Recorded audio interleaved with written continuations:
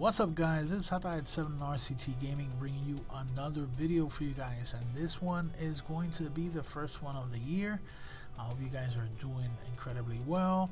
Hopefully this will mark the good luck going forward with all of these amazing packs and emulation stuff that's coming down our way. So let's go into the first one today, which is going to be, as a matter of fact, 2 packs for Next, CoinOPS NEXT, and they are Triforce system, arcade system by Stainless, and of course we have another one here which is Wiiware by user Harvie.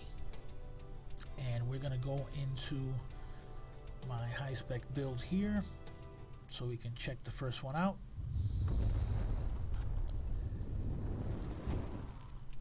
There, the intro by RobFlix, and we're gonna head over to Triforce right away. This is a small pack when you compare it to other systems or system packs, but you know, it can't be avoided. There's only 4 games because that's basically what came out for the system, so you can't blame the pack maker there. There were no more done.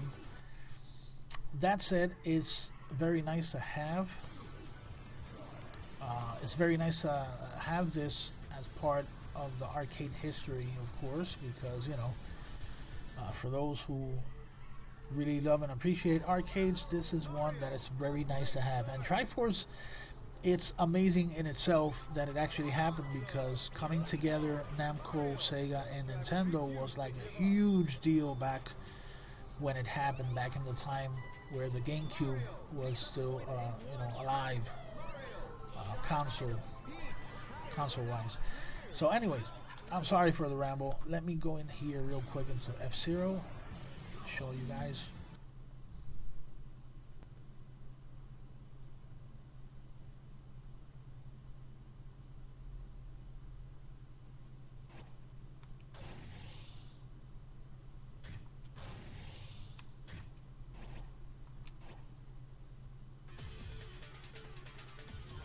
Alright, so here we have it.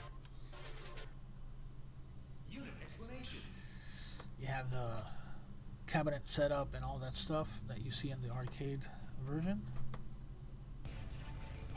And let's go into a quick race here.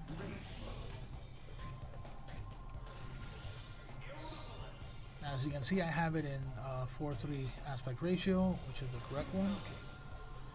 You can set this, of course, individually if you like it stretched to use the full screen. You can do that as well.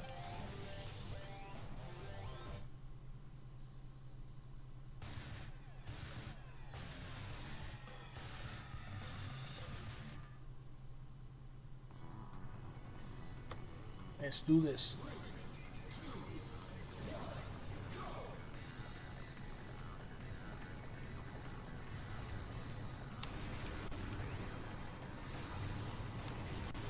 Of course, it looks, oh my god, it looks beautiful, but lost my sense of direction there for a second.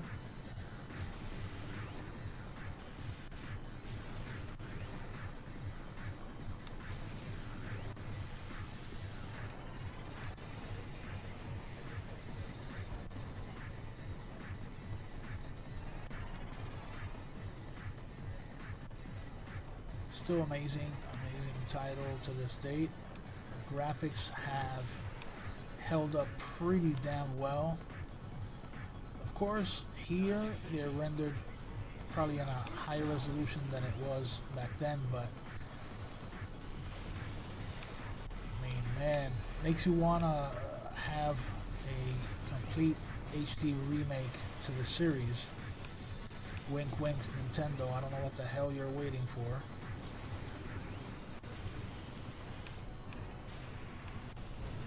So yeah, guys.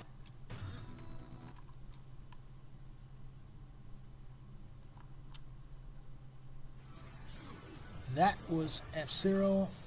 Let's go in here quickly to do Mario Kart GP, the first one.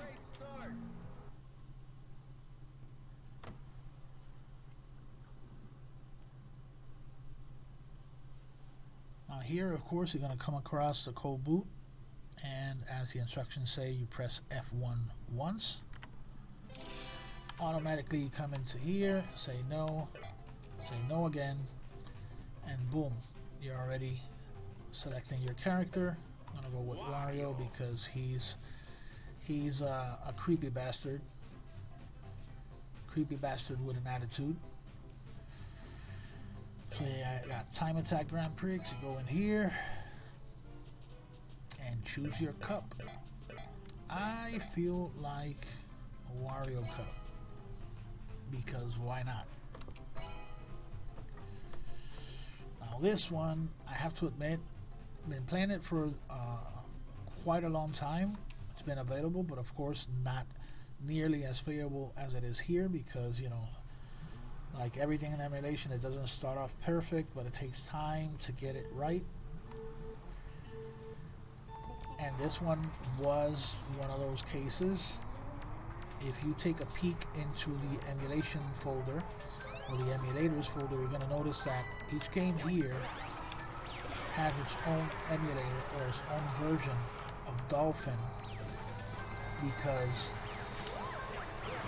Dolphin has been amazing on the GameCube and Wii side of things, but of course this one took a little bit longer to crack to get it just right. So as it is right now, each different fork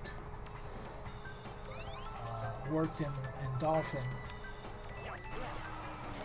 has been set for each game, basically, so you play the best version or use the best version of Dolphin for the game, which is what I meant to say, and I don't know, for some reason I just went in a ramble yet again. But yeah, the reason I bring it up is because if you want to change settings, there are settings that are going to go across and affect all of the games, but there are specific ones that, to be honest, you shouldn't mess around too much with, because you don't want to upset the delicate balance done so each game could run as well as it's running right now.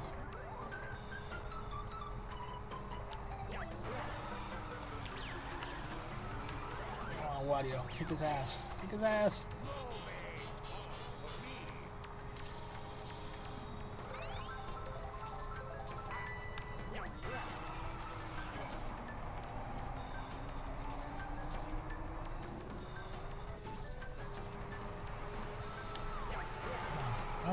Come on, Wario, give me this race. Now I like this one in occasions even more than the second one, even though the second one is an improvement, because here you don't hear that damn announcer. Oh my god, wait till we get into the next one. Alright, there you have it. You got the creepy bastard winning the cup. Let's go into the next one.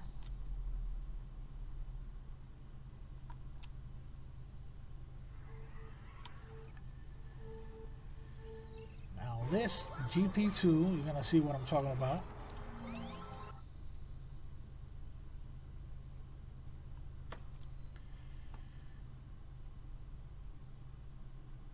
You can also skip this by pressing F1 yet again. And boom, you're already selecting. Can't ask for more. Let's go with Pac-Man this time.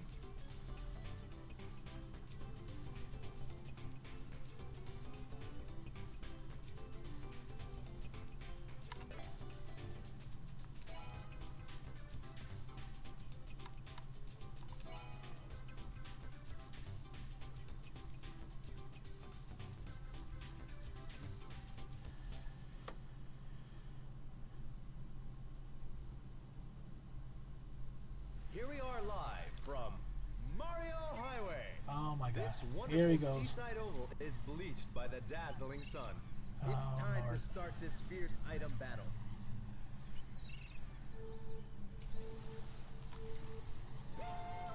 Pac-Man, a great start. Pac-Man picks up points in one stretch. Pac-Man shot an item. Hit. I mean, the tracks are really, really good, but Pac-Man. and guy doesn't shut up. Is wiped out by the square tire. Pac-Man, break up.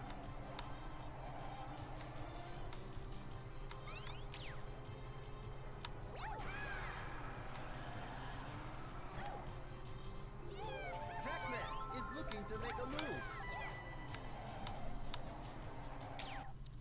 So yeah, guys, that was Mario Kart Arcade GP 2. And then you have, of course, soccer, but I'm not a very good soccer player, not much for soccer myself, but it's there and it's working really nicely. So I guess we can go ahead and check out the Wiiware pack done by Harvie.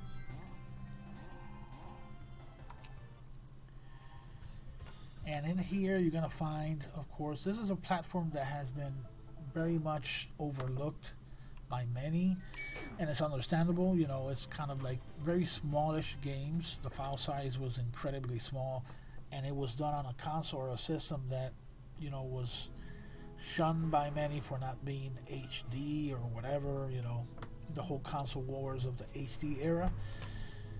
So yeah, a lot of titles got lost, but the reason why there's so many of them, over 300, is because this is where the indie scene got a chance to strive, basically through, you know, the whole Wiiware system and virtual console and all that stuff that Nintendo brought to the table. But what you also find here is you get a chance to see not only indie titles, but you also get to see classic titles redone or reimagined in a new way. You know, you get more visible, smallish titles, and you have the classic remakes at the same time. So it's really nice. I set here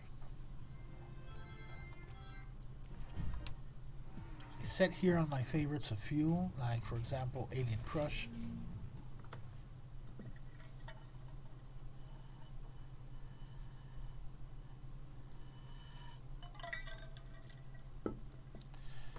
Alien Crush is one that is basically a reimagining of sorts, like a remake of the classic PC Engine TurboGrafx 16 pinball titles.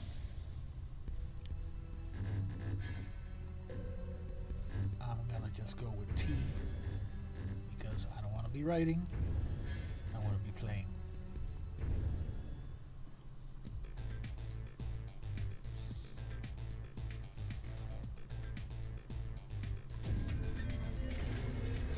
Now, of course, being it that it's Wiiware, you need to set. I don't have it set yet. I need to sit down and change them, or change the configuration because not all games use the same configuration. Of course, there are some titles that depend or rely on you having the Wiimote sideways, and then there's others that play much better by having the classic controller type. But I just got into this one here so you can see how this would look.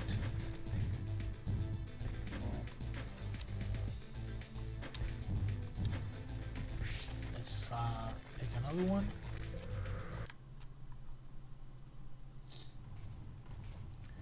Now, of course, you have staples like Castlevania and Contra and even Greatest remade in this fashion.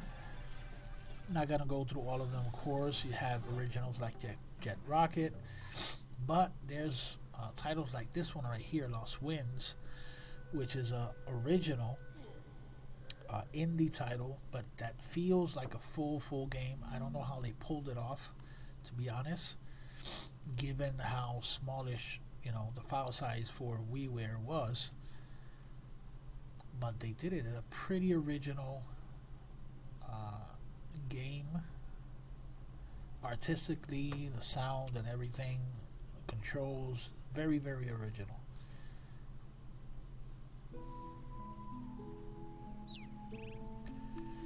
And I don't know if it's, you know, if I haven't seen it because I've tried looking around for it in other digital platforms to see if you can find it and download it, but to my knowledge this is the only place that it was available. I don't know if it came out later for Steam or not. Haven't bumped into it yet, but a very, very cool title that kind of like paved the way for other titles, because if you look at it, it's kind of similar to Ori and the Blind Forest in ways. The fact that you control the wind, you know, with the whole waggle stuff that many hated, but here is used, you know, within the gameplay. So yeah, not wanting to stick with this game alone, just wanted to use it as an example of things that you might find. MDK2, which is of course follow-up to a very popular game back in the day in previous consoles. You had, of course, Mega Man 10, Sonic 4, and of course, one that kind of, from a genre that drives me nuts every time I see a new entry, shoot 'em ups, of course. This one's being Star Soldier.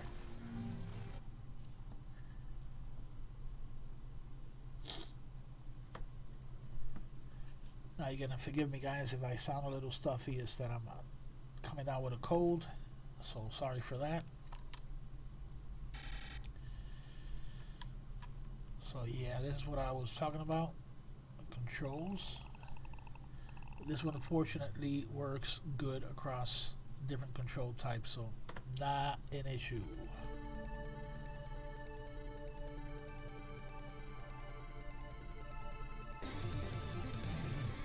This one surprised the hell out of me as well, because okay, it's a shoot 'em up, so file sizes are not usually that big. But considering the polish that the game had, I felt that they did the most that they could given the limitation, and being able to play it now with a higher resolution, making it shine a bit more, is super nice.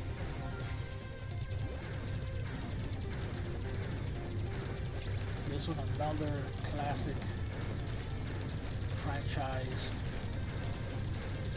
Seen a whole bunch on NES and TurboGrafx 16.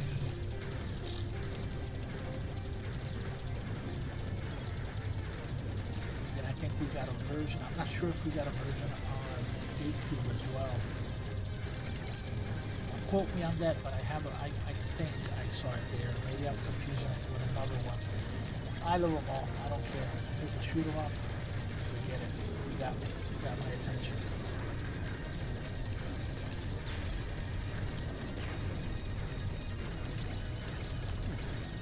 I think shoot 'em ups, fighting games, and RPGs are the three most genres that I think I played the most games in. And platforms would be among that list as well, but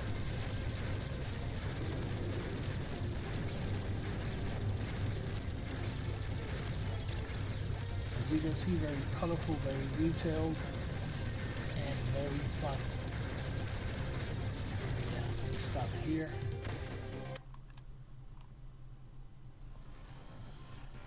So there you have it, guys. That is Wiiware in a nutshell. Go ahead. This is not, of course, this is not an official one. I need to make that clear. But nonetheless, it's a pretty cool pack to have. And that is going to be all for now, guys. Hopefully with these two packs, we'll start leading off into hopefully what will be a very, very productive 2020. Alright guys, so see you on the next one. Please like and subscribe, and I will catch you next time.